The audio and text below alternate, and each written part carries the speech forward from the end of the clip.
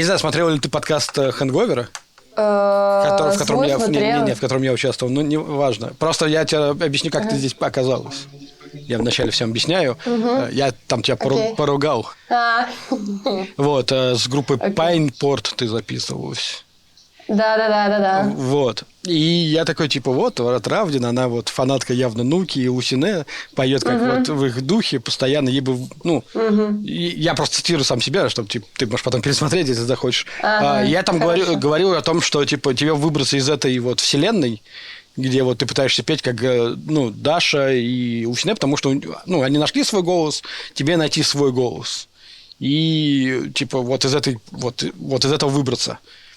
Вот, при этом, что я сказал еще, ну, там, что ты петь умеешь, видно, что у тебя талант есть, то есть ты вот как-то грамоте обучена вокальный. И потом мне некоторое количество твоих фанатов начало писать: ты нихуя не прав, ты ничего не знаешь, тебе надо поговорить с Равдиной, делай с ней интервью, давай, иди делай с ней интервью. Я такой, типа, в смысле, иди делай. Там, причем, мне человек прям так и написал: иди делай с ней интервью. Я такой, ну, ладно. И вот я тебе написал.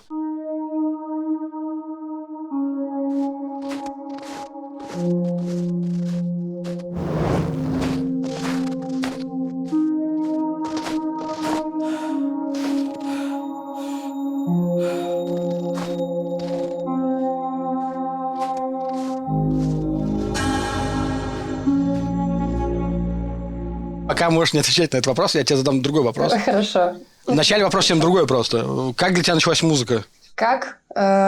Честно говоря, даже не знаю. Это как, как научиться ходить, наверное. Само по себе пришло, естественно. У меня старший брат есть, он старше меня на 8 лет, и он был гитаристом в рок-группе, а я не особо понимала рок-музыку тогда, вот, так как у нас большая разница в возрасте. Но я смотрела на него, и меня прикалывало то, что он делает, и вот как-то так получилось, что тоже начала заниматься музыкой. Какая музыка у тебя дома звучала? У меня Сепультура, Металлика, Корн, ну, это если то, что там брат слушал, такое все, Нирвана. Я, соответственно, начала приходить в рок-музыку с более легких групп. Самая первая такая с тяжелой группы, которую я слушала, это была группа Хим. А дальше сразу же резко пошли Корн и Слипкнот.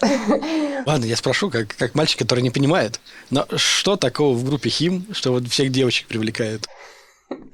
Слушай, ну я не знаю. Ну, во-первых, в том возрасте, в котором я начала это слушать, а для меня это было что-то новое, потому что вокруг сплошная попса играла, супер тяжелую музыку я не понимала, но внутри гормоны, все дела, ну, эмоции, они бомбили, они искали, видимо, какой-то определенный выход, но ни одна, ни другая сторона, которую я видела, они мне, скажем так, не давали вот этого выхода, да. Когда я познакомилась с творчеством группы Хим. Это как раз я тогда болела и смотрела канал по утрам Viva 2, у нас показывали по кабельному, и увидела как раз трек Join Me In That это был. И стала дальше чаще их изучать, чаще смотреть их материал. И мне вот это было близко, потому что это не какой-то там лютый ор был, это мелодичный вокал, интересный, приятный уху, красивый парень, естественно, красивый, как девушка, да? Это я точно могу сказать, мне он понравился. И при этом музыка была, то есть не супер тяжелая, не супер легкая. То есть как раз вот мне это нашло внутри отклик. И я тогда залипла на них очень так плотно в свое время. То есть, получается, ты не из России изначально? Нет, я из России. Ну, из какого-то города маленького? Или как? Из Питера. Из Питера. Нет, я коренная петербурженка. Интересно, потому что просто нас этого канала так у нас как бы типа тоже, но вот мы проплачивали кабельщикам, и у нас вот этот канал был. По нашим не крутили Хим. По-моему, у нас начали крутить Хим гораздо позже. Ну, когда MTV то есть я услышала их... Да, и то там, наверное, не сразу. Ну, я, наверное, где-то в... Бог ты мой, какой это год? 2001, наверное, был, 2000, когда я услышала. А когда вот это первые вот группешки, у всех же есть, вот знаешь, вот эта первая группешка. Да. Какая вот она у тебя была? Ну, я пошла в колледж учиться.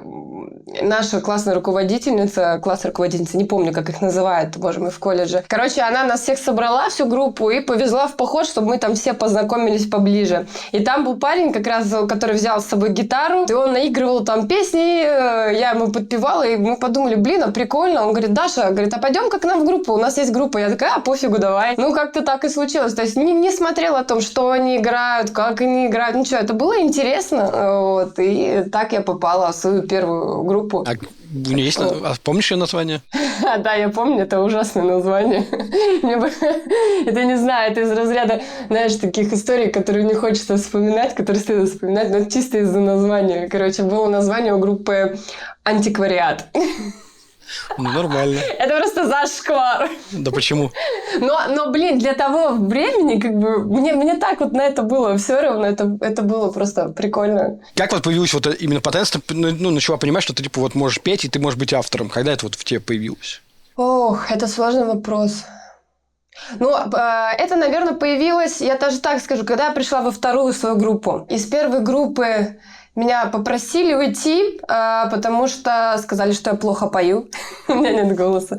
Вот. Но я думаю, там, наверное, другие причины, скорее всего, были. В общем, я на форуме, тогда это еще были форумы, нашла объявление о том, что вот типа такого-то числа в рок-группу будет прослушивание вокалисток. И я такая подумала, ну, блин, круто, надо попробовать. Позвонила я парню, который написал вот это объявление. Он мне сказал, собственно говоря, что будет за трек и так далее и тому подобное. В общем, скинул он мне свой трек, вот, на который я должна была выучить. И что тогда произошло? Там было такое место, в котором меня прям вот захотелось спеть еще. То есть помимо той вокальной партии, которая там была, у меня прям сама по себе прилетела в голову другая какая-то, которая будет развивать эту песню. И слова тоже достаточно быстро написались. И я приехала к ним на прослушивание, объяснила, что я хочу им показать. Они это сыграли, я им спела, все круто, меня взяли. И вот с того момента, собственно говоря, я уже начала дальше развиваться как уже вокалист полноценный. То есть тогда еще, конечно, много слов я не писала, много текстов я имею в виду в песнях, потому что я еще все равно слишком зеленая была.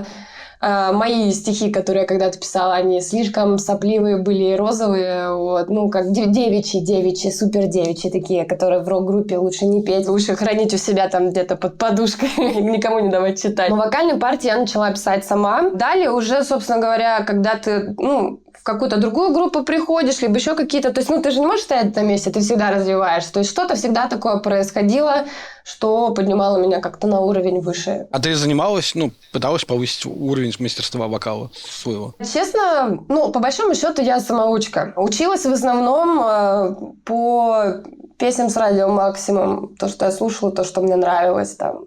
Я просто слушала любимый трек и старалась снять манеру вокалиста, которого я слышала. Но в основном это были мужики, правда. То есть я уже говорила, да, мне нравилась группа Хим, мне нравилась группа Корн. Джонатан Дэвис для меня был вообще чем-то таким, я не знаю, у него просто... я обожаю его тембр. Просто для меня это вот космическая история. И мне очень хотелось быть, конечно, на него похожей в какой-то степени. Из девочек, из женского вокала, мне нравилась, естественно, Гуан Эйпс на то время. Я тоже пыталась ее снять. Но я думаю, что я никого не удивлю. В то время это были такие самые популярные группы. И у нас тогда такого изобилия, я думаю, не было, как сейчас. Женского вокала я имею в виду. Что касается прям учебы такой, то есть это было где-то там... В начальных классах я пошла в хор петь, в хор, и у меня там был второй сопрано, но что-то как-то не то, ни высоко, ни низко не получалось, что-то где-то ни туда, ни сюда. В общем, очень маленький диапазон у меня был. Мне сказали, Даша, попробуй академвокал. Я пришла в ДК, там, где сидели, как мне казалось, профессионалы. Но, в общем, ничему они меня не учили, как и большинство преподов, которые сейчас, слава богу, их стало меньше. Я к тому говорю, что тебе просто включают распевку, ты ее нон-стопом долбишь, потом тебе дают микрофон, и ты поешь постоянно песню. Даже там ты тянешь, не тянешь, тебе не объясняют, как сделать так, чтобы ты там попал в такую-то ноту, или что можно вообще тембры менять, образы менять у вокала, там все что угодно, что такое там резонаторы, вообще ничего не объясняли. Ты просто, как говорится, бьешь в потолок кулаком и не понимаешь, что же произойдет дальше. Ну, короче, убивали мой голос. Надолго меня не хватило, буквально там на пару месяцев. Ну, и на этом, собственно говоря, все мое обучение закончилось. Такое, с преподавателем вот в школе в какой-то. А так вот, то, конечно, шишек много набило в процессе самостоятельного обучения. Было дело, обращалась за помощью вот к девочке, к специалисту, когда у меня было несмыкание голосовых связок. Ну, со связками все проходят этот. Ну, когда ты сам учишься, конечно, потому что у тебя же вот есть вот эта вот такая история, что если это драйв, если это какое-то расщепление, неважно, надо прям это делать очень громко, орать прям, вот. А то, что это все вот у нас вот здесь сжимается, как правило, на горле, естественно, вот какие-то определенные микротравмы мы себе наносим, вот. А то, что можно делать как-то тише это, что на самом деле это все по-другому кушается, тогда никто это не объяснял. И вот только через свои собственные шишки мы к этому, собственно говоря, пришли. Я помню, мы пришли на какую-то запись, нам звукорежиссер говорит, если хотите сделать громче, сделайте потише. И мы такие, что? Что за безумие? Да. Это когда, да, ты все на максимум выкручиваешь музыку, да, вокалист орёт, надрывается, блин. Говорит, На да связках громче, причём. тебя не слышно, да. На связках самое то орать Да. вообще, чтобы вот... Причем горло же, у тебя же, как это, первые года горло не болит, и ты не понимаешь, что вот здесь вот ты все теряешь. Ну, у всех на самом деле по-разному. Есть люди, которые вообще годами, десятилетиями поют неправильно, но у них вот как-то так происходит, что, скажем так, их вот этот вот... Вот эта вот проблема, она их настигает гораздо позже. Но, как правило, если уж настигла, то по-крупному, там, с какими-нибудь уже узелками, либо еще с какой-нибудь задницей, простите. Ну, отсюда вопрос, ну, это вопрос из книжки Дмитрия Спирина. Я тебя тоже спрошу про это. Я, точнее, всех спрашиваю, потому что это веселый вопрос, и он мне нравится. В книжке он писал, что к ним пришел, они взяли нового басиста, и они решили, как большие взрослые ребята, пойти писаться на студию, писаться под метроном. И в середине записи басист останавливает запись и говорит, стоп. Все таки что такое? Метроном врет. Вопрос тебе. Врет ли метроном? Нет. Не врет? Нет. Ну, а ты же тоже, получается, когда вот ходила, вот занималась, это значит, соответственно, как это, пианинка и метроном, вот эта вся ходячая штука. Да, блин, метронома-то не было. Был просто пианино «Красный Октябрь». И вот такая тетенька, которая играет тебе ми-я, и вот эта история, и тащит тебя вверх прям вот, и все, как бы, примерно. Ничего такого больше не было. Но в распевках-то не особо-то в таких это нужно, в простецких. Метроном. Он нужен. Я до сих пор его использую, честно, вот когда на студию прихожу записываться, бывает очень часто такое, что ты не совсем там четко попадаешь, и, блин, на сведение это потом, конечно, засада большая. Исходники всегда должны быть хорошие, чтобы получилось в итоге красивый, хороший продукт, вкусный. Вот, поэтому, я пою с метрономом, когда вот записываю вокал. Первая группа, по которой я тебя знал, ну, точнее, я не знал, что ты вот, Равдин, это ты. Это Рауди, кажется, так, через точку. Рауди, да. Да. Это твоя первая попытка в сольное творчество? Рауди – это, по сути, начальная история Равдиной. То есть, это как бы примерно то же самое, просто мы сменили название. Блин, нет, я, наверное, неправильно отвечаю, елки-палки. Что касается сольного творчества, наверное, это только сейчас. И то даже я бы не совсем сказала, что это сольное, потому что для меня... Понятие сольного – это когда ты все сам делаешь. Вот все прям. От и до. Со мной работает целая команда, со мной талантливые музыканты и также другие люди, которые помогают мне сделать хороший продукт. И поэтому мне вот сложно сказать, что это вот что-то сольное. Ну, ты худрук, значит, получается. Ну, ты же главное. Ты же определяешь лицо. Ну, как бы да. Ну, значит, ты худрук, значит, ты все есть. опирается на меня. Ну, значит, ты главный. Ну, худрук. Пусть так, не сольный, тогда худрук. Ну, пускай. Пускай так. Ну, вот, когда мы стали именно Равдина, это стало более такое что-то серьезное, потому что раньше я опиралась как-то где-то там на мнение там полностью там, вот своих музыкантов. Вот я просто пела то, что делали ребята. Но мне нравилась та музыка, которую они мне показывали. А сейчас это нечто большее. То есть, вот, например, самое такое в плане вот сольного, самая первая работа моя, это вот Shadows. Я эту песню сама придумала. Единственное, что как получилось, я придумала ее на гитаре, но я играю очень криво. То есть я особо-то и не училась, скажем так. Я там знаю всего там аккордов, может быть, 7. Ну, такое, знаешь, там во дворе потренькать. И я придумала мелодию, записала ее. У меня был такой Compari Line 6 со встроенным процессором.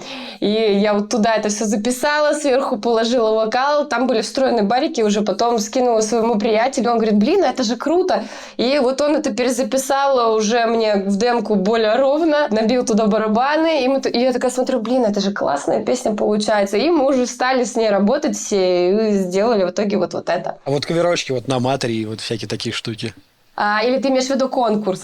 А ты конкурс делала? Нет, был конкурс у ребят. Ребята делали как раз то, что вот In Flame трек. Это был конкурс вокалистов. Нужно было под их инструментал придумать вокальную партию, написать текст, записать это, скинуть. И как бы они бы выбрали, соответственно, лучшего. Ну и второй «Пепел», соответственно, та же самая история.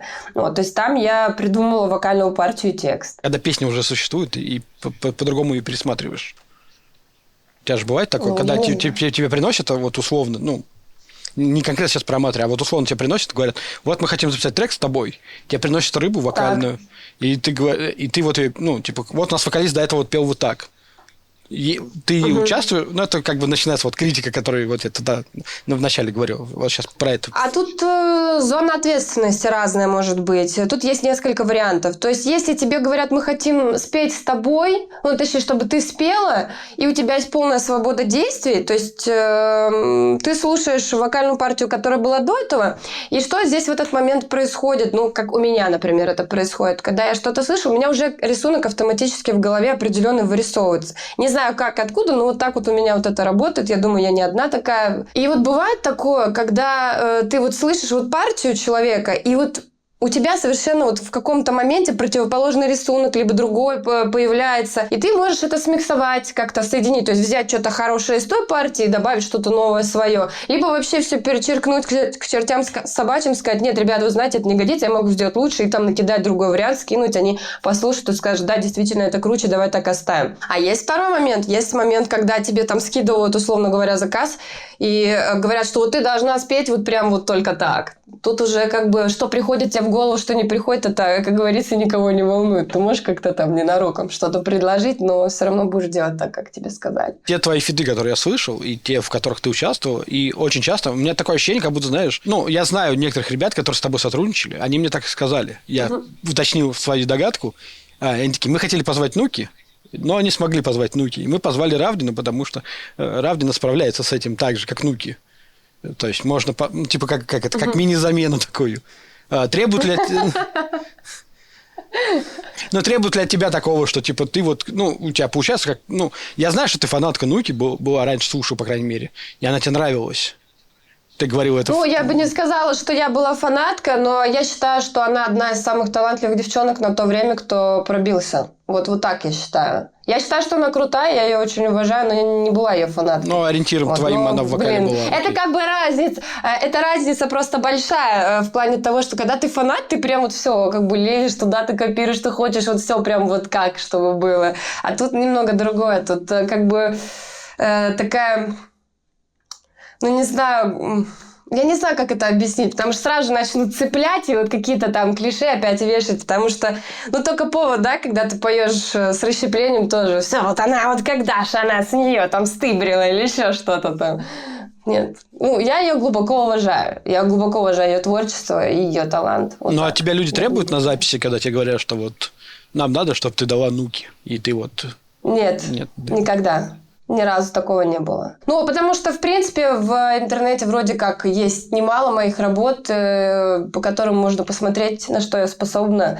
Скорее, даже, наверное, в основном экстремальных, даже больше, наверное, чем чего-то такого более легкого. Не знаю.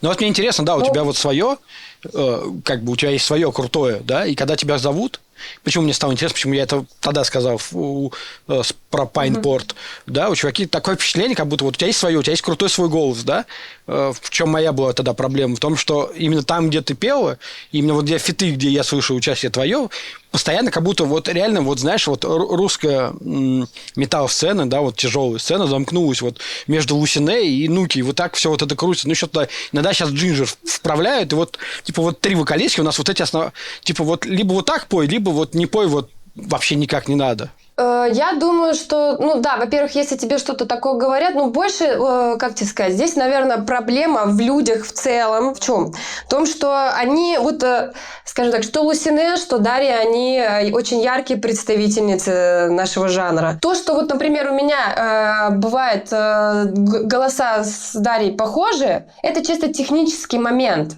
Потому что, ну, это, как говорится, техника драйва, вот когда ты на драйве поешь, она плюс-минус похожа. Вот, звучит, разные вокалистки могут владеть одной и той же техникой, и они будут очень похоже звучать, но в жизни, например, когда они разговаривают, либо когда они поют клином, у них совсем разные тембры. Вот в чем фишка. Поэтому у нас любят очень приплетать любой драйв, вот где девочка, вот только она пойдет на экстремальный вокал, там хоть на какое-то расщепление, здесь сейчас речь не только обо мне, а вообще обо всех девчонках, все сразу же приплетают Дарью. Если ты начинаешь там какие-то там восточные немного запевы делать, тебе сразу же там Лусине приплетают. Я считаю, что это проблема больше в людях, вот, которые не слушают другие группы. То есть они, безусловно, это круто, что одна, что вторая группа, они очень яркие. Но я думаю, что вот эта история происходит, потому что люди другого не слышат, они не понимают, что есть множество вокалисток, которые поют также на драйве. И есть вокалистки, которые поют в этих техниках и начали петь еще раньше, чем Дарья и Лусине. Они же ведь тоже так же учились на чем-то, правильно? То есть они не родились и не проснулись как-то, а вот начну-ка я петь вот с таким звуком, правильно? То есть та же самая Экзилия. Вот.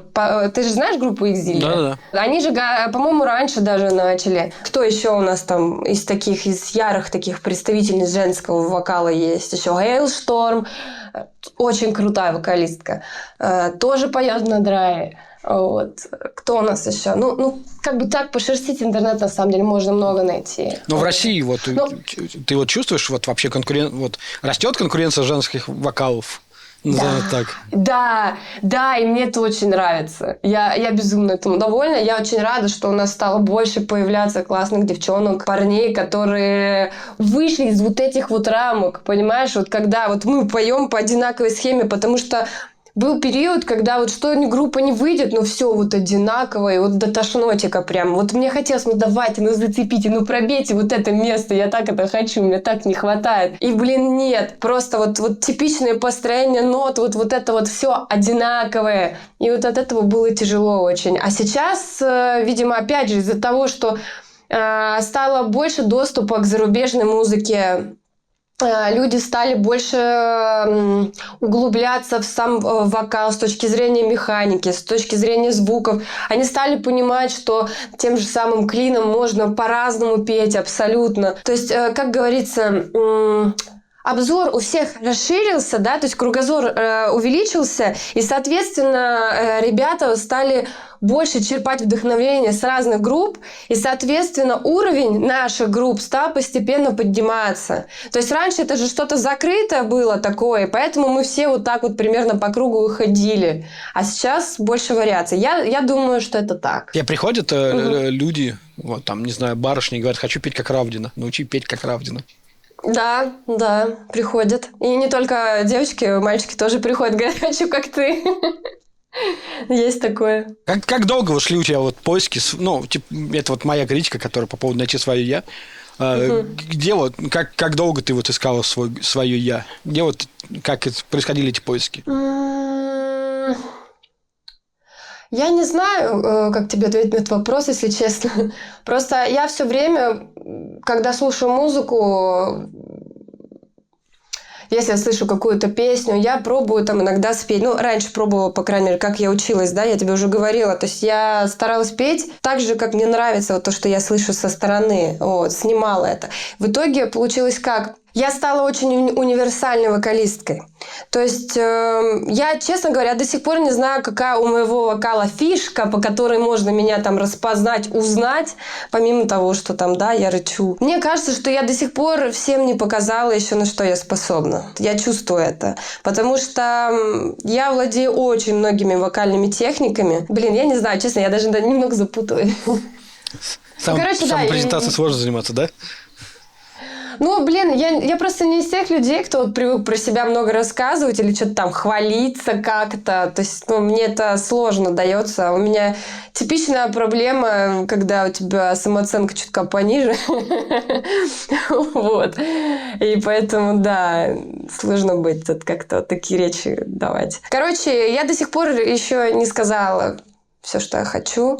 Поэтому ответить на вопрос касаемо того, как я нашла себя, мне трудно. Вот, наверное, так. Ну, просто, как бы, это знаешь, как это вот я заметил это странно сейчас прозвучит, по русским женщинам.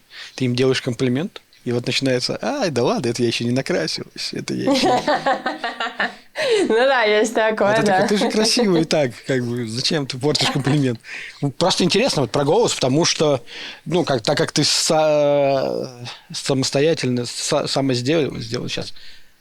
Я забыл слово, прикинь, у меня вот вылетело из головы. Самоучка? Да, ну, самоучка. Да, но самоучка – это такое слово.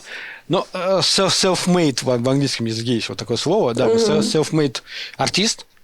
То вот мне вот интересно, именно вот этот путь, когда вот ты набивала шишки, у тебя был ли момент хоть раз, когда ты сомневалась в том, что, типа, блин, зачем я это делаю? Типа, я вот могу вот кухоньку выбрать и жить на кухоньке, вот все вот это делать и не сопротивляться? Честно, ну вот один раз в жизни был тяжелый период, как раз когда у меня был сильный несмык. Я 2 месяца не могла петь и разговаривать. Я думала просто чисто от страха, что уже все, я, наверное, никогда не смогу петь. Но чтобы идти из музыки как-то... Я купила себе дешманскую гитару в интернет-магазине и думаю, ну, значит, я буду учиться играть на гитаре. Вот как-то так. Но потом я восстановила свой голос и думаю, да, к черту эту гитару. Я вот люблю вот это. Но вот такое, слушай, ну, я отношусь к тому типу музыкантов, для которых музыка – это как воздух. То есть я не могу это не делать. Вообще никак не могу. То есть так или иначе это всегда со мной. И мне скорее вот бывают вот в голове мысли такие сложные. Ну вот как вот нормальные бабы там сидят, там семьи у них все, вот у них классно, там они вот там замуж вышли, у них там дети, они им там все дают, там, ну, как-то развивают свою семью, вкладывают туда, вот такие вот молодцы, и не парятся, им как бы проще. То есть, или, например, пойти на обычную работу, вот это проще, понимаешь, всегда проще вот таким путем пойти. А мне, вот, блин, мне нужна музыка, и все, я вот не могу без нее, и вот у меня бывает такой вот, знаешь, вот конфликт в голове, и именно типа, ну вот что ты, ну так как вот это соединить, как? Вот этот вот вопрос, и ты постоянно вот мучаешь свою черепушку тем, что тебе нужно найти ответ, как соединить там семью, музыку, и вот чтобы все было хорошо. Теперь, ну, то про что, как это, я не хотел спрашивать, но придется немножко спросить. Как это, работа с Фредом, как она началась? Ну, для тех, кто не знает, потому что есть же люди, которые не вовлечены, просто все знают, что ты там у него в группе появилась. Ты же не сразу родилась с Фредом в одной группе. Как это происходило? Ну, конечно. Ну, он мне написал и предложил сделать совместно песню. Это было как раз «Отпусти меня». Сделать фит, я согласилась. Мы достаточно продуктивно, быстро очень все это сделали. И после этого поступило предложение о том, что давай-ка попробуем вместе сделать группу. Там, давай ты будешь со мной работать. Окей. Собственно, как-то так. Я, честно скажу, я не следила за его каналом, потому что, опять же, я вокалистка. Мне вот эти вот гитарные штучки, истории не очень интересны. Тогда был такой момент... Мой бывший молодой человек смотрел его как раз канал, вот только вот начал. Такой, блин, он прикольный, он такие штуки иногда говорит, такие слова там использует, интересно, хохотал. Там, знаешь, такая своего рода такая была комедия для него. И вот мне буквально через неделю хопа и Юра пишет. Ну, я как бы тогда уже знала, что вот он такой, скажем так, скандально известный гитарист, блогер. Я всегда все разделяю. То есть, там, работа со мной, дружба со мной, например, какое-то общение – это одно, там, твоя работа того-то, там-то, там-то, твои действия – это вот другое. Как бы то, что с ним там и с другими гитаристами, их там отношения, они меня абсолютно не касаются. А его фан-база? Касалась. Касалась, всякое бывало. Я не реагировала на это. Потому что, я поняла, просто я для себя сразу же обозначила, и для Юры тоже, что я не буду вот в это во все вмешиваться. Мне это не интересно. Почему? Потому что я вся в музыке, я вся вот в творческом потоке, да, то есть у меня тогда работа с Юрой была, куча там сессионных заказов было, свой проект, тогда еще Марауди как раз назывались, вот, плюс у меня ребенок, то есть, я вот вся вот в таком вот движении. А когда ты начинаешь отвечать какому-то человеку, который тебе, вот, условно говоря, какашку прислал, да, ты тратишь свою энергию на это, а он тебе потом еще фигни какой-нибудь там напишет, а ты опять там опыт через себя пропустил, там среагировал, еще ответил. Это такое, знаешь, не знаю, раздувание вот непонятно чего. То есть, потрендят и перестанут. Все, я так к этому отнеслась, и, собственно говоря, так оно и получилось. Конечно, до сих пор иногда есть вот такие товарищи, которые вот, знаешь, вот лишь бы, вот, знаешь, так уколоть, вот что-нибудь где-нибудь, я что-нибудь такое сделаю, я вот сразу таких секу, вот кто вот такой комментик какой-нибудь такой ставит, это Юрины, короче, антифанаты. Ладно, окей, не забыли, ништяк. И все. А какой он в работе? Именно вы репетировали вместе? Да, репетировали. Вот у нас перед концертом было как раз, я приехала в Москву, и у нас было несколько репетиций. И на репточке какой он? Насколько он отличается от своего... Я понимаю, что он отличается, но насколько он сильно отличается от своего образа медийного? Слушай, опять же, повторюсь, я не настолько смотрела его блог, чтобы прям какие-то колоссальные отличия там прям тебе сейчас говорить. Но исходя из мнения, которые вот там вот люди говорят, которые его не любят, мое личное впечатление о нем сложилось другое. А почему? Потому что, опять же, я с ним работала. Я смотрю на его реакции, там, на все, что он там делает и так далее и тому подобное. Человек серьезный, человек грамотный, умный, нормальный, адекватный, без каких-то там вот... Поверь мне, я с какими только людьми не работала. Иногда такие фрукты доставались, что, до сих пор вспоминаешь и думаешь, господи, как хорошо, да, что вот закончилось.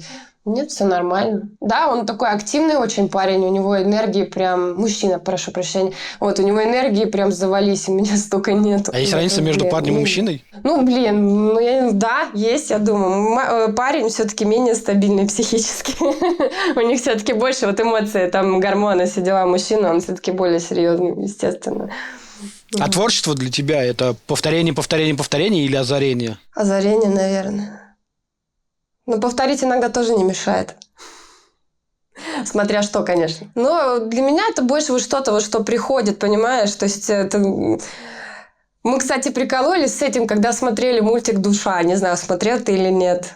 Помнишь, там они вот все творческие, неважно, там музыканты, не музыканты, в какое-то вот место улетали, их души как будто бы. Вот они там энергию вот это черпали, вдохновение, и вот в жизнь привносили. Вот мне иногда кажется, что тоже что-то такое подобное происходит. То есть прям я не математик. То есть есть вот люди, которые, знаешь, вот, например, закончили университет, у них все прям... Вот я заметила разницу, кстати, между самоучками и вот такими ребятами. Вот у них все прям четко, вот знаешь, вот как вот действительно как схема какая-то выверенная. Это, с одной стороны, круто, а с другой стороны, нет. А я вот так вот не могу. У меня просто вот я не могу взять и вот сложить вот эти пазлы просто потому, что это вот так надо, потому что здесь вот эта нота, значит, ты должен, соответственно, взять вот эту, а потом после этого вот это сделать.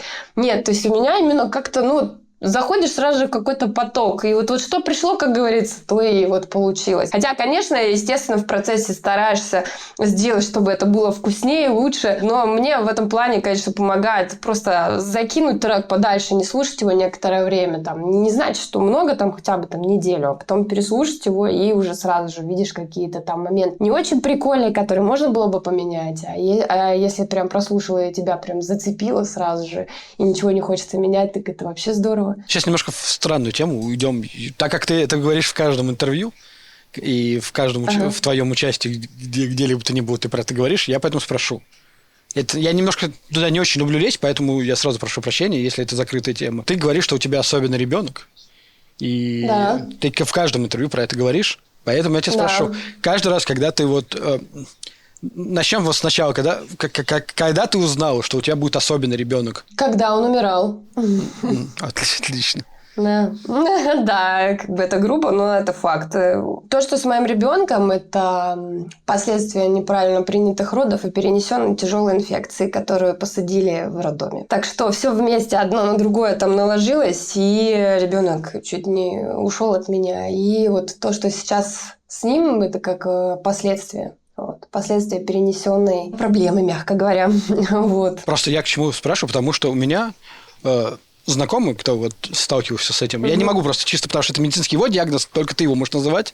Это закон мне запрещает. Я знаю диагноз, потому что ты выкладываешь справки и прочие вещи, но я не могу называть, поэтому ты сама назовешь. Люди, которые у меня знакомы с этим сталкиваются, они говорят, очень долгий период времени пришлось понять, что ты не один, и вот этот не один, этот период максимального отчаяния в жизни бывает. Было ли так ли это у тебя? Возможно, у тебя был другой опыт. Просто насколько ты можешь поделиться им? Могу, я абсолютно открыта по этой теме. Я считаю, что чем больше людей про это знает, тем лучше. Потому что, опять же, однажды кто-то может такой же, как я, только кому там сложнее увидеть это, услышать.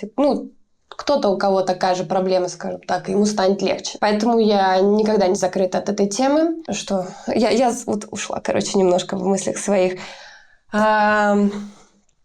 По поводу льва. Повтори, пожалуйста, еще раз вопрос. На старте, когда узнаешь диагноз, да, и когда ты понимаешь, что вот эта проблема, но еще ты вот родила, и в какой-то момент ты остаешься одна, потому что мужик идет работать, ты сидишь дома, ты одна, как бы начинается пострадовая депрессия, и вот это все накладывается, вот эти демоны, которые все приходят. Как ты с этим справлялась? Демонов на самом деле было много, потому что в целом я ребенка воспитывала одна, у нас с Левиным папой не сложилось. Но я ему очень благодарна за его поддержку в больнице во время того периода, когда Лев болел, когда не было непонятно, останется он с нами или нет. Ты знаешь, у меня был такой момент, что я попала как будто бы в какой-то транс. Я не знаю, то есть это вот, знаешь, когда ты в какой-то пелене, то есть у тебя шоковое такое состояние, тебя говорят, откажись от него все врачи, когда ты уходишь с больницы, на передышку какую-то, твоим родителям говорят, пусть она откажется, она молодая, она еще, как говорится, родит. У меня было одно понятие. Если человек не видит, значит, он будет хорошо слышать, например, или еще что-то хорошо делать. То есть, кто мы такие, чтобы задавать вот какие-то рамки? Потому что есть люди, которые физически достаточно крепкие, да, все могут, но они шматки говна, по сути, да, и делают очень много плохого. Есть люди, которые, да, физически немного ограничены, да, там какие-то проблемы у них есть, но они приносят обществу гораздо больше пользы, и сами по себе они гораздо приятнее. Так что было тяжело иногда, вот когда ты на детской площадке, на меня накатывало, когда там, знаешь, вот дети там бегают, играют, и вот твой не может там бежать, но он что-то пытается, и вот тебя накрывает, ты там пойдешь, прорывешься, поорешь там в подушку, побьешь ее кулаком, а потом такой выходишь, и вроде бы полегче стало. Но поистине спасать, что меня начало, это помощь, именно моя помощь другим людям. То есть это не важно, что что-то там, это не обязательно что-то глобальное. Когда я стала делать хоть какие-то добрые дела еще дополнительно, то есть элементарно там ты же начинаешь общаться в кругу таких же людей, а таких очень много на самом деле. Я просто обалдела. И элементарно там подсказать какого-то там врача хорошего или, например, посидеть с ребенком, пока мать там что-то сделает для себя, потому что действительно у мамочек, которые одни воспитывают таких детей, у них очень мало времени. И вот через добрые дела я начала понимать то, что мне стало лучше. Вот, прям отпускать так конкретно. И вот, наверное, это со мной идет по жизни. Я вообще вот и в музыке также стараюсь. У меня, конечно, всякие эмоции бывают, но мне всегда хочется, чтобы люди знали одну вещь, что как бы дерьмово ни было по жизни, что так или иначе все будет все равно хорошо. Мне хочется, чтобы вот я в это верю, и я хочу, чтобы всем вот это вот тоже такая мысль приходила, и чтобы это помогало вот таким путем. А существует группа поддержки? У меня? Нет, в плане ты ходил в какие-то определенные группы поддержки или что-то такое? Нет, я ходила в реабилитационные центры. Есть коммерческие, есть некоммерческие. Я ходила и в некоммерческие, вот, потому что в наше время это очень дорого. Очень дорого. Если ты видела, я раньше, сейчас я удалила всю вот эту информацию. Раньше мы собирали средства Лёве на реабилитацию. Вот собрали примерно сколько у нас? реабилитация стоила 500 000. Ну, так, плюс-минус. То есть, чтобы ботинки какие-то купить ребенку специальные, это надо минимум 30 000 платить. Это еще причем до инфляции, до всего вот этого дела. Так что, реабилитация таким детям нужна постоянно, поэтому я в основном бесплатные центры посещала. И вот таких родителей, говорю, очень много, очень много. Ну да, их государство пытается не замечать, и люди сами пытаются не выпендриваться. Ну, не выпендриваться в плане, а не показывать себя другим, потому что у нас, например, вот тут живет мальчик, вот как раз на 9 этаже у меня в доме. Вот, и у нас были люди одни, вот, которые сказали, типа, ваш мальчик нас пугает. Вы, типа, не могли бы с ним появляться в другое время, не гулять на детской площадке. И у нас тогда вот мужчина, который вот по дому, типа, не главный, но он такой, типа, хороший мужик. Он говорит, может быть, ты пойдешь, попугаешь себя и, типа, уйдешь подальше. Заткнув вот женщину сумасшедшую. Вот. А потом они там подружились, типа, она вот, ей пришлось объяснять. То есть некоторые люди от того, что они не знают, ну, то есть, я не знаю, сталкивалась ли ты с таким? Сталкивалась, конечно. Но не так жестко, но сталкивалась. Мне искренне жаль таких людей, в первую очередь именно жаль, потому что они не понимают. Они слепы. Вот, в принципе. Потому что для меня вообще уму непостижимо, как у тебя вообще язык может повернуться, сказать, не гуляй там с ребенком, там, потому что, мне от него страшно. Ну как? Ну, у меня это не укладывается лично. Это, опять же, это мое внутреннее, да, есть люди совершенно другие. Мне их просто жаль. Но если мне кто-то скажет, там, типа, не гуляй тоже там-то или не ходи, я скажу, иди в жопу, иди учись, как бы, почитай книжки. Если ты что-то не знаешь, давай я тебе расскажу, покажу, вот, можем познакомиться, вот, задай вопрос. Но вот такие слова вот говорить я не позволяю людям. Нет. Ну, а ты позволяешь людям что-то не знать, когда они тебя спрашивают об этом? Да, я считаю это нормальным, потому что в первую очередь все общество наше в России виновато в том, что такие вопросы возникают. Потому что об этом не рассказывают в школах, об этом не рассказывают в детских садах. Родители, если там их ребенок видит вот такого, например, как мой Лёва, они не отвечают ему. Очень часто бывает такое, что вот мы, например, в России это так было, мы со Львом, например, идем где-то, и вот маленький ребенок, мама, а почему он на коляске? Почему он на коляске? А мама стоит и не знает там, что ответить. И я в этот момент отвечаю очень мягко, аккуратно, по-доброму. И ребенок понимает, и все прекрасно. Я сейчас вот просто пример расскажу. На данный момент мы сейчас не в России живем, мы уехали, мы живем сейчас в Турции, в Анталии. И здесь дети уже знают, каково это быть вот таким человеком, что такие детки есть, и такие взрослые есть, они не прячутся. И у детей, у всех здесь есть глубокое уважение. И у взрослых также, вот к таким людям. Для меня это было поразительно, когда мы приехали на выставку, это было на улице какое-то мероприятие, и там очень много интересного показывали. В общем, там было огромное скопление детей, подростков, всяких разных там возрастов. И все дети, кто вот сталкивался с нами, как-то видел, всегда уступали нам дорогу, помогали там дверку где-то придержать, еще что-то. То есть вот как бы Лёва, там все вот так. Это было очень приятно. И я хочу, чтобы в нашей стране, в России было то же самое. Но этому мы сможем добиться только если будем чаще рассказывать нашим детям о том, что вот такое бывает, что это не заразно, что это те же самые люди, и они светлые очень. Да, они с некоторыми особенностями, но это люди. Ну, в первую очередь. Да. Что ты человек, и что типа, тебе нельзя этого стесняться, что ли, что ты такой. Ну, типа, это кайф. Не нужно. Не нужно вообще ни разу. Нет. Это как, я не знаю, для меня просто это дико, как этого стесняться. Лев, он знает, что я его люблю. У нас большая семья, у нас есть друзья, есть очень много людей, которых мы даже лично не знаем, но они нам помогают. И Лев эту любовь ощущает. Он счастливый, он счастлив. А чему он научил тебя? Он чему меня научил? Любви, большой, огромной любви, ответственности. Я более собранная стала с ним, больше стала задумываться о разных вещах. Я стала добрей, меньше стала зарываться в каких-то там своих мыслях. Я раньше очень часто могла там Ну, что-нибудь такое, там, испытаешь не очень приятно, сидишь там, думаешь, вот это, как это, да, Удав говорил, у меня есть мысль, и я ее думаю, вот это вот было. Сейчас нет, наоборот, я стала больше в позитив уходить, больше задумываться о своем здоровье, о его здоровье. Опять же, его болезнь, ну, как болезнь, вот это последствия меня очень многому научили, я могу людям некоторые вещи подсказывать, рассказывать, потому что у нас очень часто, ну, такая, знаешь, болезненная, на самом деле, штука, не знающие врачи. И я во многом стала разбираться, вот. Я не врач ни в коем случае, не последняя инстанция, но направить человека в нужную сторону могу, если у него есть некоторые проблемы со здоровьем, и он там, например, мучается и не знает, как и что делать. Потому что наши товарищи очень любят позакидывать всех антибиотиками и прочей ерундой. Ну, лучше антибиотиками, чем вот травушками, муравушками, знаешь, как некоторые вот тоже есть.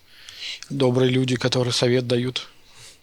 Ну, нужно, знаешь, что я тебе скажу так, во всем нужно знать меру и нужно понимать, что для чего, когда и как. Потому что если есть какая-то ситуация, там, действительно, когда необходимо применить синтетику, вот такую, как антибиотик, это нужно, конечно, безусловно, это нужно использовать. Или какой-то другой там химический препарат, естественно. Но просто есть некоторые штуки, которые можно лечить и без этого. То есть это не так все серьезно, и это совсем другими путями проходит. Просто в школах в наших про ту же самую биологию не рассказывают вот это, как человек организм на самом деле нормально работает. И, то есть не обучают многим вещам, которым должны обучать. Если бы мы вот это все знали раньше и понимали, то наше поколение было бы здоровее. Хотя самый прикол, что наши вот как раз деды и бабушки много чего знали из этого. Просто это как-то, знаешь, подзабылось, что ли. Ну да, и финансовую грамотность еще бы ввели бы в школах. Ну да. Это моя личная болезнь. Это тоже. Я смотрю. Ну, я думаю, ты не один такой, у кого такая болезнь. Ну да, я просто всегда удивлялся, почему в школах преподают математику, но не могут дать урок экономики хотя бы один. Я разговариваю с друзьями иногда перед интервью, они спрашивают, типа, кто следующий гость? Ну, типа рубрика внутри, так. вопросы, вот. И я потяну сейчас, вот. Как это уйти от Фреда? А я не ушла. Я как бы и не уходила. То есть у нас просто проект в таком, наверное, спящем режиме. Однажды Юра мне напишет, если у него появятся идеи, какие-то вдохновения, и мы вполне возможно что-то еще сделаем. Ну, просто они писали у себя в группе, что ты по здоровью в 2020 году. Это был период, когда я вообще не работала, я от всего отказалась. Я очень тяжело заболела, и болела больше года, я вообще ничего не могла. И даже ходить не могла, и тоже люди помогали мне, чтобы я поправилась. Было дело. То есть это не уход из группы, это был огромный вынужденный долгий больничный, чтобы спасти свою жизнь. А как это, когда не можешь встать? Когда, типа, базовые функции, которые ты привык делать? Ужасно. Я чувствовала себя бесполезной. Это самое ужасное чувство на самом деле. Когда ты не можешь вообще ничего и не... То есть, знаешь, как бы я привыкла, что я все решаю, все делаю, то есть там помогаю кому-то, там ребенку своему, там неважно, дома там свои какие-то дела делаю, музыкальные, еще что-то. Ну, как бы я что-то делаю. А тут хренакс, и ты лежишь, и ничего. Ни туда, ни сюда, и при этом, состояние очень плохое. И тебе стыдно за то, что ты болеешь, за то, что ты валяешься, потому что первое время тебе кажется, что ты какая-то, знаешь, обуза, тюлень. Вот, как-то так. Вот с этим было тяжело бороться очень. Это, знаешь, это вот очень часто с такой проблемой сталкиваются люди, которые привыкли все на себе тащить. Они не привыкли делегировать, они не привыкли расслабляться и давать другим себе помогать. Вот я к таким людям относилась как раз, потому что, на меня действительно очень большая ответственность в свой момент в определенный период упала, и я могла либо сложить, как говорится, да, лапки, ручки, ничего не делать, и все бы непонятно, что бы было бы, либо как-то действовать. Я выбрала вариант действовать. И вот это меня привело вот к такой истории в плане когда ты переживаешь за то, что ты болеешь. Именно в таком ключе, за то, что ты никому не нужен можешь быть и кого-то напрягаешь. То есть боишься кого-то напрячь. Боясь кого-то напрячь, это интересно. Да. Поверь, я не одна такая, таких очень много. Да. Ничего, я это проработала уже, все как-то уже получше. Все прекрасно. Хорошо. Давай перейдем к тому, что еще одна причина, по которой мы здесь собрались, это у тебя новая запись выходит.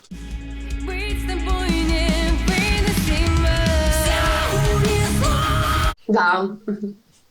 ты мне присылал трек, я послушал. Как тебе? Мне понравилось, но опять же, как бы, я еще как бы циферка 1, значит, он заглавный будет, значит, боевичок получается. Мне интересно, опять же, он отличается от всего того, что ты делаешь на фитах. Просто я хочу понять, весь мой вопрос из начала интервью, который почему такая ты другая на фитах и такая ты интересная вне фитов? Ты сама себя загоняешь в эти рамки? Или как это происходит? Или люди от тебя это требуют? Помоги мне понять. Блин. Слушай, опять же, повторяюсь, здесь, когда ты делаешь свой проект, он на то и свой, что ты можешь делать все, что угодно там. И музыку пишешь, соответственно, прям вот любую, да, то есть, у тебя, как говорится, все развязано. Когда тебе приносят какой-то готовый материал, и есть конкретные пожелания, пусть даже это не какие-то там рамки, а просто пожелания, это другое, понимаешь? Вот, наверное, так. Я не скажу, что я на фитах неинтересная. Мне нравятся фиты, которые я делаю. Просто, возможно, где-то там больше как раз от меня ждут вот этих вот рыков, и мне приходится этого больше делать, если сейчас речь идет об этом, то, что я меньше чистого вокала добавляю, здесь больше чистого. Я про более подобных вещей, про вот эти вещи. Просто когда... Драйв? Конечно. Конечно. Почему звуки подобных? Блин, камон.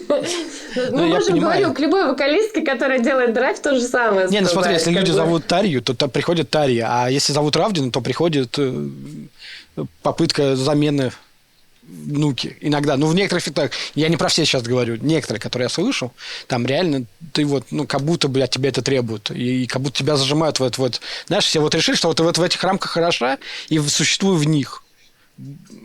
Замечала ли ты такое? Я замечала только то, что от меня очень часто требуют именно, просят, что драйвовый вокал как раз нужен. Но чтобы какие-то там моменты, что Даша, чтобы Даша была как другая Даша. Простите, меня тоже зовут Даша, да? Это мой личный загон, видимо, знаешь. Слушай, это не твой, наверное, личный загон. Просто, опять же говорю, ты не один такой. Я часто с этим сталкивалась, конечно, это подбешивает. Но, блин, а куда? Куда деваться? Если оно так, такая реальность, что... ты же можешь в другой. Сколько всем... Что? Ты же умеешь... техники вокальной? Нет, ты же умеешь вообще в другой петь, ты же умеешь по-другому. Ты же можешь сказать, чуваки, я уже это делаю, давайте что-то поинтереснее сделаем. Когда это фит именно. Да, когда тебе предлагают фит, и у тебя полная свобода действий, да, ты можешь это сделать. Когда тебе говорят, что я хочу, чтобы был вот драйв, вот в этом месте, давай. Ты берешь и делаешь это, вот и все. А то, что это, просто говорю, это такая техника, если речь, опять же говорю, только про драйв, да? Да. Это действительно, это такая техника, которая очень похожая, понимаешь? То есть, блин, это надо вообще кардинально другой тембр иметь, чтобы они вообще никак не перекликались друг с другом. Тут хочешь, не хочешь, любую девочку возьми, которая именно правильно будет петь драйвом, у нее будет очень похож такой звук. Очень. Так что, тут это момент просто больше технический, наверное. Но не все, к сожалению, об этом знают, потому что люди, как правило, они слушают песни, зачем им заморачиваться, уходить в механику вокала, в физику, во все вот это. Никому это не интересно. Они хотят слышать песню, и чтобы она их удивила, зацепила, понравилась, так или иначе, правильно? Вот. Надеюсь, интервью это закроет эти вопросы для всех. Я не думаю, но, конечно, ладно, давай будем надеяться. Я всегда надеюсь на это, если проговорить в интервью, я верю в это. Если проговорить в интервью, то это закроет. У меня как получается, в моей копилке не только Даша, то есть у меня и та же самая, и Татьяна Шмалюк, и Арченами есть, и Гуан Эйпс, и Evanescence. То есть, понимаешь, стоит мне начать петь клином, что-то такое, меня с Evanescence там сравнивать, либо с Аврил Лавиндом, например, да? Стоит мне втащить Гроулинга, сразу же, там Татьяна Шмалюк или Арченами, там, такое, понимаешь? Это такие клише, то есть ты поначалу реагируешь на них очень остро, болезненно, но потом, видимо, шкура как-то толще становится и перестаешь на это как-то обижаться. Никуда от этого не деться. Я уже смирилась с этим. Покрашу волосы в красный, буду как какая-то там вокалистка другая, которая чуть более известна на тот момент, чем я. Там, ну, что бы я ни делала, я всегда буду, ну, все равно там не супер первый в этом, потому что в нашем мире, в наше время все так или иначе, оно как-то... Но вот у девочек же получилось, у той же условной фон Гласс, у там Хеловиса, у Сине, у там Риты Фруктовой, там Даша, опять же, не хочется ее в 10-й раз упоминать. Все зависит от того, в какое время это сделано, опять же, насколько ты выстрелил, потому что тут очень, на самом деле, много пазлов должно сложиться. Артисту, в принципе, для того, чтобы его больше людей узнало. Знаешь, вот есть люди, которые реально что-то круто выложили в ТикТок, она вот залетела и пошло-поехало, да, там завертелось, там все, внимание появилось. Но это такое, знаешь, из разряда там какой-то джекпот там выиграть в целом, потому что по большому счету, популярность артиста – это не только вот его работа, да, которую он делает, это еще и определенные финансы, которые они вкладывают в рекламу, в развитие и так далее. То есть это уже другая сторона, да, медали, которая обязательно должна быть. То есть если посмотреть на ту же самую группу Слот, на тех же самых Луну и другие известные группы, мы понимаем прекрасно, что у них у всех есть менеджеры, директора, там, СММщики и так далее, там целая команда, которая с ними работает. И что вот так просто, вот так стать вот человеком, которого узнать все хотя бы просто в России, невозможно практически.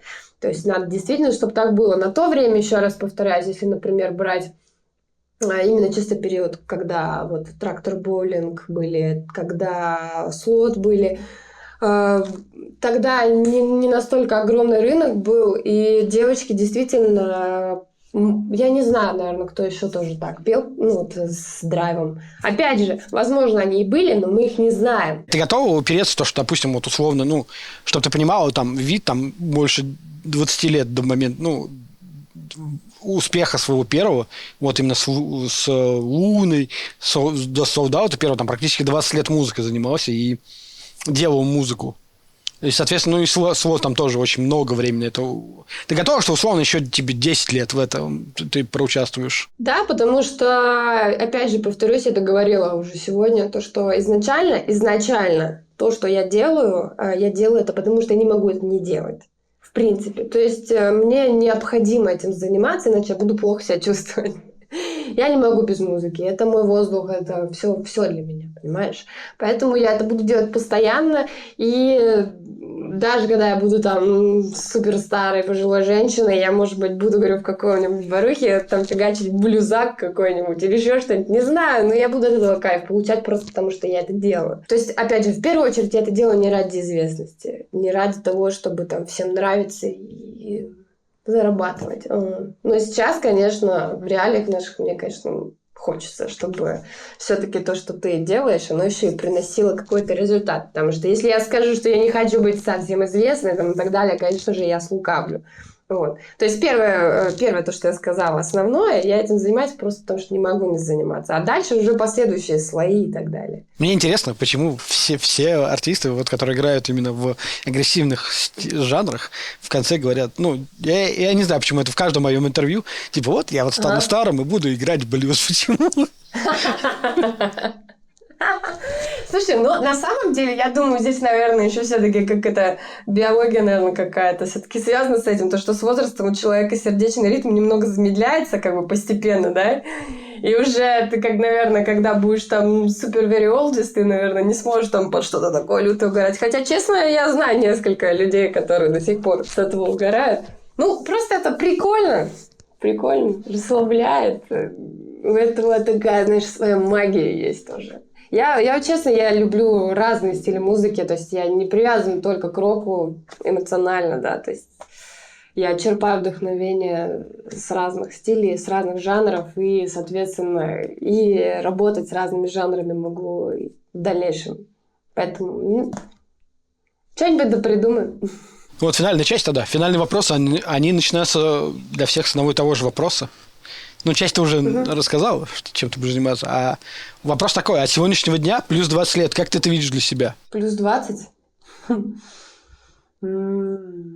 Как бы я хотела Я бы хотела, конечно же, чтобы в моей пачке выступлений были бы выступления на крупнейших мировых фестивалях, обязательно. Чтобы у меня было еще несколько альбомов, ну, не знаю, там, штук 5, может быть, ну, таких хороших. То есть не надо до хрена, ну, чуть поменьше, но крепких. Чтобы у меня... Что еще? У меня будет свой дом со своей собственной студией звукозаписи, чтобы можно было туда приглашать друзей и группой там собираться и делать музыку. Мы немножко давай вернемся к твоему EP, потому что мы не поговорили, я высказал чуть-чуть, и мы ушли в другую сторону. Расскажи про него все же, что это, зачем, почему и для чего. Мы сейчас решили, что мы будем выпускать синглы. И у нас просто на самом деле материала уже много готового нового, и он достаточно разный. То есть там будут и мясные треки, и будут треки, где можно потанцевать, и вот что-то такое лиричное тоже будет. Хочется просто рассказать все, что накипело, выложить вот, за все это время. Мы очень старались. Трек, который называется «Не моя война», он на самом деле... такой очень, прям он очень личный, личные переживания. Но ты знаешь, вот когда ты пребываешь в каких-то больных отношениях, рано или поздно нужно набраться как-то все-таки силы, смелости, выйти из них. Это непросто, это тяжело, это больно. И, наверное, вот это как раз песня об этом. О том, что даже через боль, даже через всякие трудности, через которые нужно пройти, но нужно обязательно из этого выйти. И мне бы очень хотелось, чтобы, вот опять же, люди, которые переживают некие трудности, не могут там набраться сил, решиться что-то такое сделать, чтобы им стало лучше, чтобы у них все-таки появилась энергия на это. Ну, либо если они там стесняются рассказать о своей проблеме, да, как у нас бывает, да, в себе все держи, решай свои вопросы сам, чтобы хотя бы они проорали эту песню вместе со мной, и им стало легче. Как бы, знаешь, как поговорили, как будто бы. Что-то такое. Так как ты родитель, у меня в интервью есть вопрос как к родителям. Точнее, их два, но один глупый, а другой серьезный. Но я начинаю всегда с глупого, потому что мне он нравится. Я не нашел эквивалент, возможно, ты мне поможешь с этим. Но если условно твой сын вырастет, да, и приведет домой дуру, как ты к этому отнесешь? Дуру. Дуру. А дура это кто? Короче, смотри. У меня, если родитель, у них девочка, да, то я спрашиваю, если девочка домой придет мудака. В этом ключе. Просто для меня дура иногда это еще какой-то огромный тупой предмет. Да, ну тоже нормально, да. Поэтому я немного так это... Ну да. Что? Какую дуру? Вот. Ну, вот такую вот. А вот эквивалент женского мудака мы так пока не нашли, поэтому будет дура. Ну, его ж проблема, не моя. Добрая мама. Не, ну а куда? Как бы, естественно, как мама, я его люблю и желаю ему самого лучшего. Но если он приведет домой дуру, скажем так, и заведет отношения с дурой, значит, ему нужно через это пройти, чтобы сделать какой-то вывод. Значит, чему-то она его должна научить. Ну, то есть ты не будешь вмешиваться? Не, нафига надо. А серьезный вопрос, это если, да, рекомендуешь ли ты ему вот это пройти весь этот период, если он скажет, я хочу рок-группу? Да пускай. Я ему помогу только. Вообще, в принципе, в целом, я считаю так, что что бы он ни захотел, я его во всем поддержу. Поэтому, это надо. Я нутая мама, я самая близкая, должна быть рядом и поддерживать в любом начинании. Иначе, что это за фигня? Ты еще участвуешь с чуваками из Пайнпорт? Нет. Уже все, да? С ними все. У нас гостевой вокал был. Мы подумывали о том, чтобы вместе дальше работать. Но, к сожалению, ситуация сейчас распорядилась так, что у меня нет возможности. Но там все хорошо, все прекрасно. Я желаю им удачи. Я уверена, что у них все будет хорошо. Ну да, я тоже. Так как я их послушал, когда они начинали. Не, классные, не классные. Да. Я с Максимом лично, тем более, знакома, и у нас хорошие отношения, теплые. А что ждет Равдину, как группу, ближайшие пару лет? Много интересного. На самом деле у нас уже практически год расписан вперед по всяким там делам касаемо релизов и так далее. Главное все успеть и чтобы денег хватило. Будет концерт обязательно. Когда, чего, куда, пока не могу сказать. Все обещания, которые я давала, я обязательно их сдержу. Я уже об этом писала в Инстаграм. Вот. Сейчас буду постепенно выкладывать информацию по, как это сказать, тогда, когда нужно, своевременно. Сразу все вываливать не стану, иначе неинтересно будет. Ученики, которые к тебе приходят, бывало ли такое, что ты понимал, вставал ли перед тобой когда-либо момент, когда тебе надо было сказать ученику, что, братан, это не твое. Вот то, что ты вот поешь, этого тебе не надо. Нет, но я выгоняла учеников. У меня есть жесткое правило такое. Если ты не занимаешься, если ты не делаешь то, что я тебе говорю, ты как бы идешь в задницу, собственно говоря. Почему? Потому что научить петь можно на самом деле любого. То есть, конечно, все зависит от того еще, какие мы себе цели изначально ставим, да, насколько у человека исходный, скажем так, материал в каком состоянии находится, да, петь действительно можно научить. И тут очень важно, помимо того, что преподаватель должен быть адекватный, очень большая работа на самом ученике. Если ты не выполняешь все, что тебе говорят дома, это получается, то есть ты, грубо говоря, 1 раз в неделю, максимум 2 раза в неделю занимаешься с преподавателем, все остальное время ты должен тренироваться дома. Так вот, если ты не тренируешься, ты, скажем так, растягиваешь вот этот процесс, скажем так, отсрочиваешь тот момент, когда ты научишься петь хорошо. У меня финальный вопрос. Он один для всех. И как бы самое забавное, что он появился в интервью с нашей Нуки. Вот, но ему там уже почти 2 года. Я так и не придумал, как его сформулировать, в один общий, как правильно задать его. Вот, и поэтому он состоит из 2 частей. Ты на своем месте, ты счастлива? Не совсем.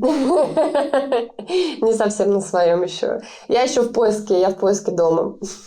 А так, да, счастлива. Круто, спасибо, что пришла. Спасибо, что пригласил.